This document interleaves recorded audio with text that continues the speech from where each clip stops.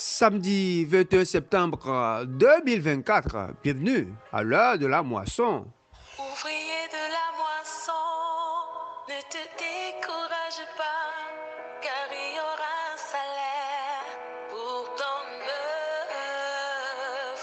Ouvrier de la moisson, ne te décourage pas, car il y aura un salaire pour ton œuvre. Ne laisse pas tes mains s'affaiblir, ne laisse pas ton cœur s'endormir. Il y aura un salaire pour ton œuvre, ouvrier.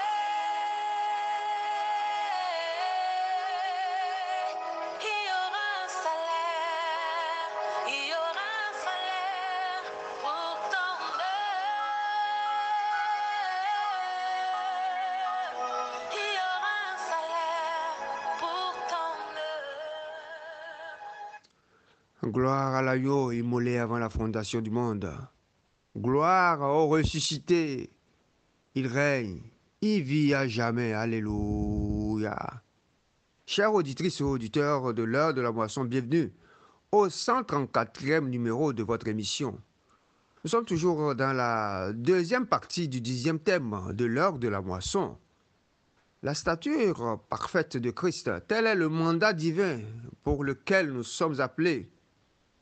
Je nous rappelle que nous sommes encore aux abords de l'oasis spirituelle de l'évangéliste Philippe à Césarée. Le samedi passé, nous avons parlé du lourd investissement qu'avait fait le patriarche Abraham dans la vie de ses serviteurs. Ses exploits face aux 4 puissants rois qui capturèrent son neveu Lot ont révélé le potentiel divin illimité qui était en lui. Nous avons compris la nécessité impérieuse de former des disciples accomplis pour toute bonne œuvre. Aujourd'hui, nous continuons notre méditation sur 4 épreuves difficiles qu'Abraham dut surmonter pour confirmer son appel de père des nations. Chers bien-aimés, il est très important de terminer notre marche avec le Seigneur Jésus dans la gloire. Pour ce faire, ayons nos regards sur Christ, qui est le chef et le consommateur de la foi. Nous allons nous instruire au travers des pas de géant du stratège de Beersheba. En effet, la foi vibrante du patriarche Abraham l'avait amené à prendre la décision de se séparer de Lot. Chers bien-aimés, tant que le Seigneur Jésus n'a pas illuminé nos yeux, nous ne saurons jamais quelle est l'espérance qui s'attache à notre appel. Mon frère, ma soeur, sur quoi toi et moi continuons de focaliser notre attention? Depuis que nous nous sommes convertis, nous sommes devenus une nouvelle créature, est-ce que les choses anciennes sont-elles vraiment passées? Est-ce que nous nous sommes déjà dépouillés du vieil homme qui se corrompt par des convoitises trompeuses? Lot, le neveu du patriarche Abraham, avait contre toute attente choisi le meilleur paysage où ses serviteurs, ceux de son oncle, paissaient leurs animaux, oubliant que ce fut Abraham qui l'avait enrichi. Cher bien-aimé, cela démontre à suffisance qu'il ne partageait point la vision de son oncle Abraham. Il marcha sur les traces du traître Judas Iscariote. Cette lâcheté l'a déconnecté de la grâce de Dieu qui reposait sur son maître. Quel gâchis! N'est-ce pas le cas de plusieurs élus encore de nos jours qui passent à côté, largement à côté de leur appel? Pour d'autres, c'est le plagiat ministériel qui les égare loin du droit chemin. Alors vient la stagnation spirituelle. Sache, disciple de Christ, qu'il existe toujours l'adoration au veau d'or, d'où notre soumission au Seigneur Jésus qui sonde les cœurs et les reins. Ne nous leurrons pas. Aaron, Abiathar, Joab, Adonijah, et les Achitophel et Diotrephe sont le prototype du ministère de Judas Iscariote aujourd'hui. Comme des brutes, leurs actes révèlent au grand jour leur myopie spirituelle. En vérité, Les écailles ne sont jamais tombées de leurs yeux, contrairement à Saul de Tarse. Hélas, hélas, ils souffrent de la cécité spirituelle, faute de découvrir leur appel missionnaire. Sans nul doute que Lot aurait été l'émissaire qu'Abraham aurait dû envoyer chercher Rebecca pour épouser Isaac. Je déclare et je décrète que tu n'abandonneras jamais le bon combat de la foi. À l'instar du patriarche Abraham, dépouillons-nous des œuvres des ténèbres, puis revêtons Christ dans notre vie. De grâce, remontons de temps à autre à la chambre haute pour notre renouvellement spirituel ou pour notre repositionnement. Lisons dans Genèse au chapitre 13, versets 14 et 15. Là, il est écrit: L'Éternel dit à Abraham, après que Lot se fut séparé de lui, lève les yeux et du lieu où tu es, regarde vers le nord, vers le midi, vers l'orient et vers l'occident, car tout le pays que tu vois, je le donnerai à toi et à ta postérité pour toujours. Amen, amen, alléluia.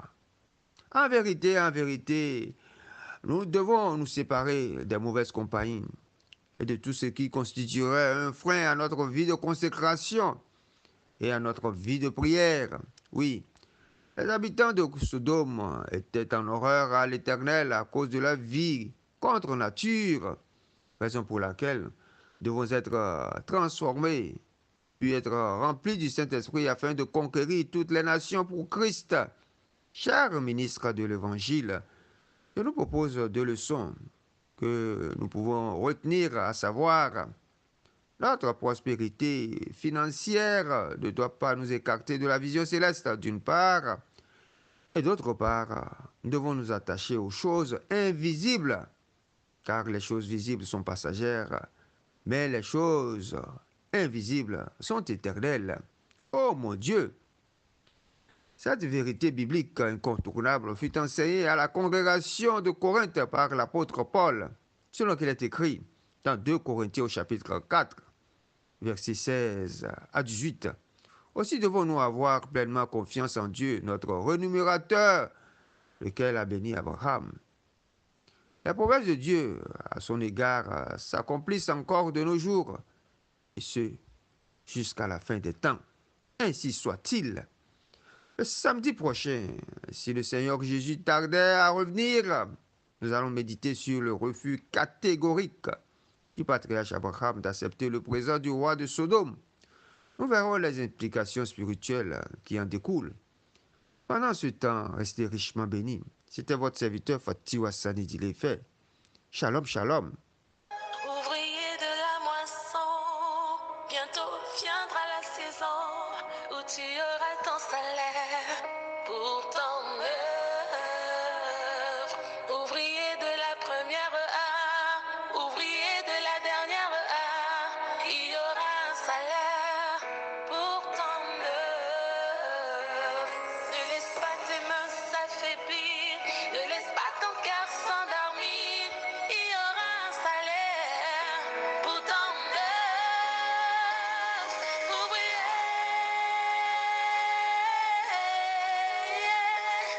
Il y aura un salaire,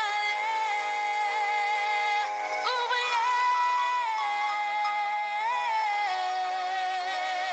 Il y aura un salaire pour ton œuvre. Ne laisse pas tes mains s'affaiblir, ne laisse pas ton cœur s'endormir. Il y aura un salaire pour ton œuvre. Ouvrier de la première heure, ouvrier de la dernière heure, il y aura un salaire pour ton œuvre.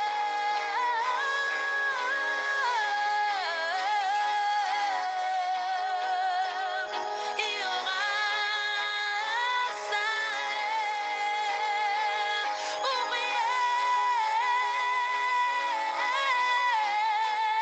Il y aura un salaire pour ton œuvre. Ne laisse pas tes mains s'affaiblir, ne laisse pas ton cœur s'endormir. Il y aura un salaire pour ton œuvre.